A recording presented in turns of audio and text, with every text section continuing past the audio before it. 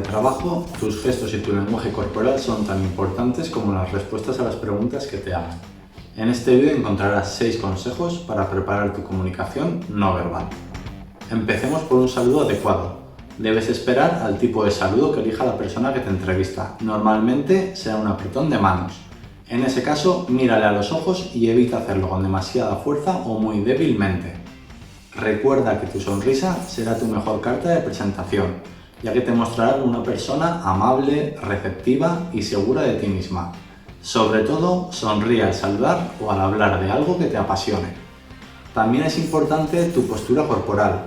Si tienes la espalda recta y te inclinas ligeramente hacia la otra persona, le mostrarás tu interés. Intenta mantener la mirada al frente, pero evita cruzar los brazos.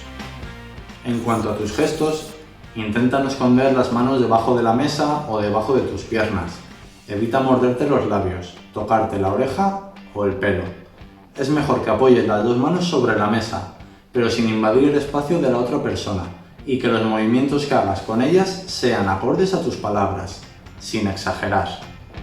Otro detalle importante es la vestimenta. La primera impresión es muy importante. Utiliza colores neutros y líneas sencillas. Peinado y maquillaje natural y zapatos cerrados. Vaqueros y camisa siempre pueden ser una buena opción.